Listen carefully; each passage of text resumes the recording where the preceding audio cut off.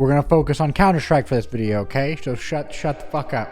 There are very few games that can keep a community so goddamn consistently, okay? I can name like maybe 4, like League of Legends, World of Warcraft, RuneScape, Team Fortress 2, a little shaky today, and Counter-Strike.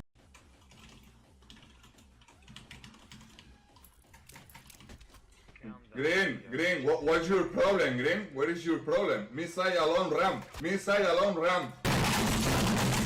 Now in this video, I want to focus on one of those particularly, Counter-Strike, and what it meant to me, and most likely you too. Very few games manage to grab my attention for more than a few months at a time. If you look at my channel, I'm a content creator. I speedrun a game, I make a script about it, I record it here in front of this goddamn green screen, and I love every second of it.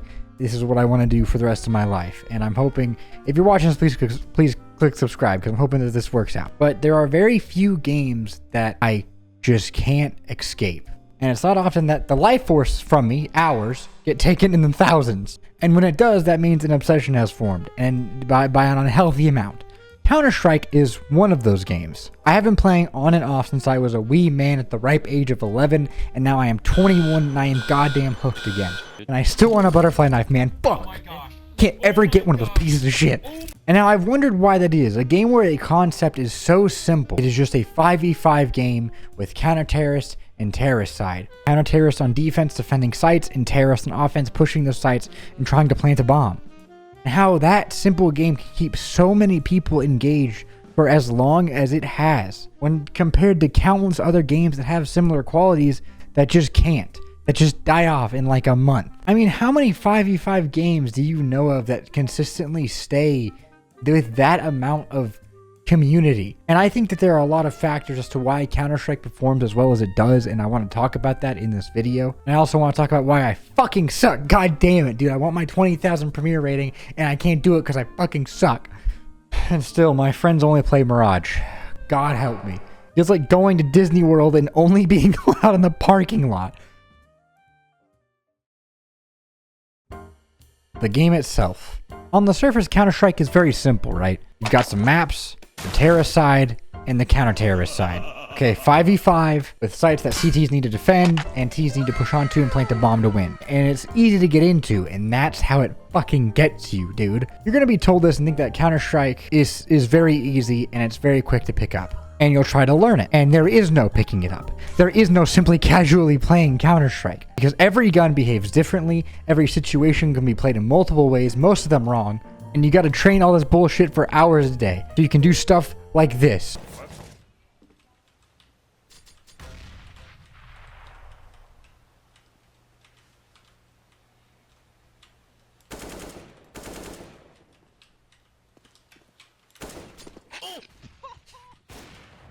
No.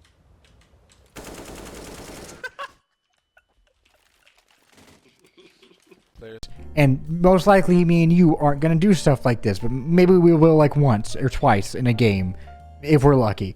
And in that aspect, it kind of reminds me of the same reason why I like Dark Souls, is the only way to get better is just by playing and practicing.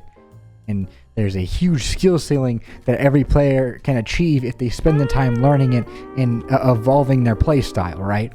And Green's always fucking yelling in your ear. And I think it becomes so addictive because you spend so much time getting better that you want to see those results. There are always more ways to outskill the opponent through quick thinking, aim dueling, jiggle peeking, playing a certain situation right, playing for time, planting it for a certain spot, ecoing right, not ecoing enough, and fucking ruining your economy can lose you the game. Unless the enemy team or you has a teammate that just leaves, which happens more often than I would like to admit. So you start playing, and it's slow at first, right?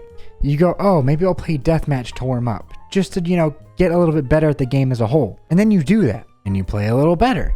And then you get stuck again. Maybe you're like Silver Elite Master, and you're like, wow, okay, I'm getting better. What can I do now to further my gameplay even more? So then you're like, how do I inject Counter-Strike further into my veins? So then you go to Google, and you look up what all the pros do, and you figure out about workshop maps that are specifically made for certain maps, utility use, and certain maps pre-fire angles, and it's a whole new kind of subject you have to learn as a player. And if you were me, you discover Cloud9 and Shroud and Kenny S and Flusha, which he fucking cheated. I'm joking. You guys are fucking animals. But you see that they practice using workshop maps, so then you download workshop maps. Mainly the ones that are made by Uletical. Uletical, I don't know if you're ever going to see this video, I hope you do, but if you're watching, holy shit, dude. You made my goddamn childhood with those workshop maps. I still use them to this day. You deserve literally like a Nobel Prize.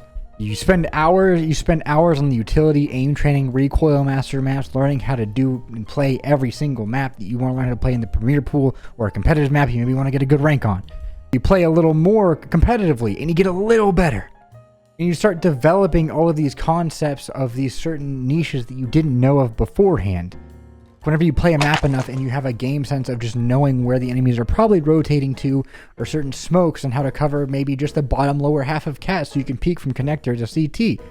Or maybe you know how to smoke off jungle and stairs on Mirage because all I fucking play is Mirage. You start to learn how trading and how to peek with your teammates together. That way, if one gets if one dies, you can trade with them, advancing your team further onto the site. There are so many different tiny complexities to Counter-Strike that if you have under like 200 hours, 300 hours, you just don't know how to properly think about and account for in every round. And it's a beautiful way to look at the game because there's always something you can learn and grow from. But as you start to do this, you start looking at your inventory and you're like, man, my knife looks so lame. It would be so cool if I had a butterfly knife.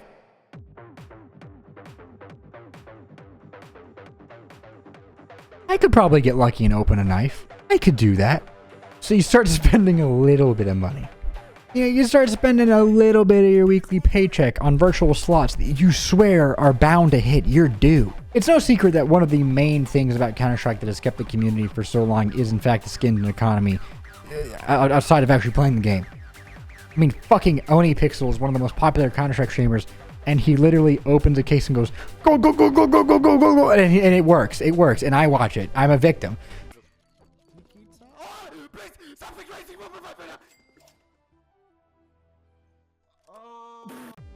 The $3 virtual slots that you open, sometimes more expensive because holy shit, cases have gotten more expensive, can get you like $2 to $3 grand. Very rarely. That is, chances are that's not going to happen, but maybe it might. And if you do roll a knife, there's a chance of you getting a shitty knife, like a bayonet safari mesh, and like it's cool.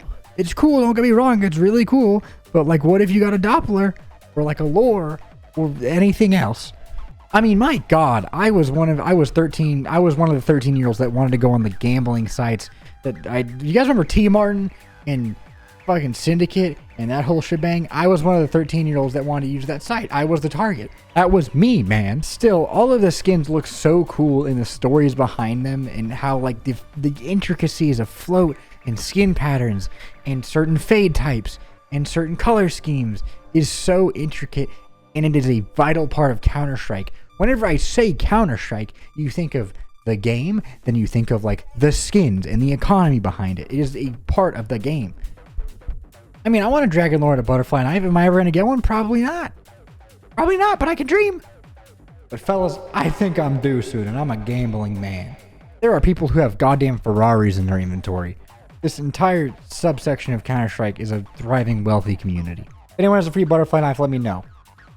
Not really. I would feel too bad taking it. Keep it. I'm not taking my viewers' fucking items. That's awful.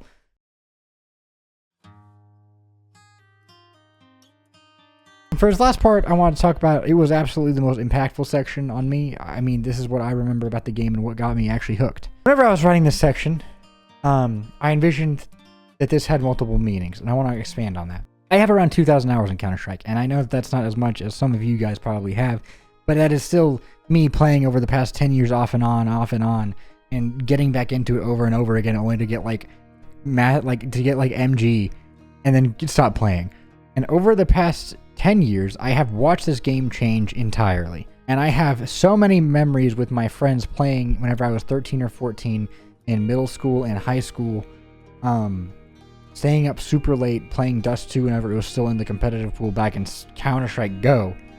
Steven, walk around double zoomed.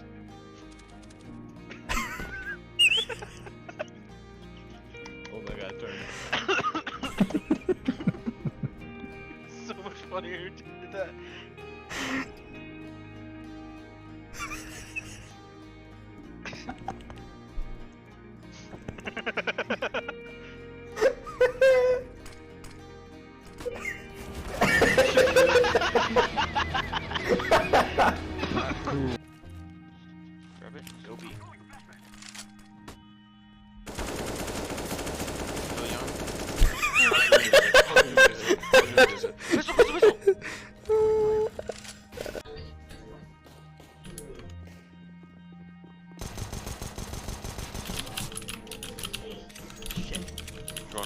I glitch in the stairs.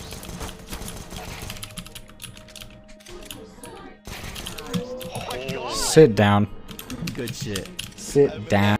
And having the absolute time of my life using the old frag grenade to smoke middle doors for a goddamn second to pass through because I was afraid an op was watching it.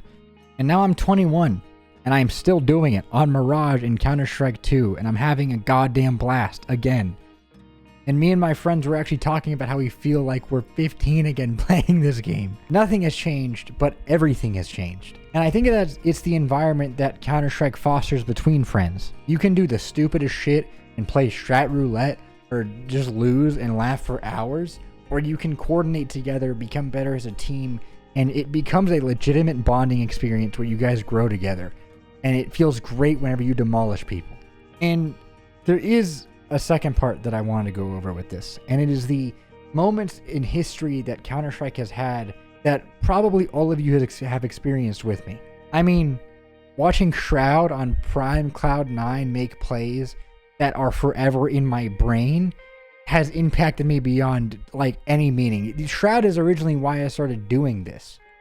I started out streaming on Twitch and became a YouTuber after the fact because I just decided I liked YouTube more, but Shroud was the guy who fucking started me doing all of this. Whenever Fnatic had Flusha on it and they were dominating, or Prime Kenny S, or whenever Counter-Strike was on fucking ESPN for the first time. Olaf boost on Overpass, the Coldzera jumping graffiti on Mirage, Cadian making that goddamn clutch of his career as said by the fucking announcer.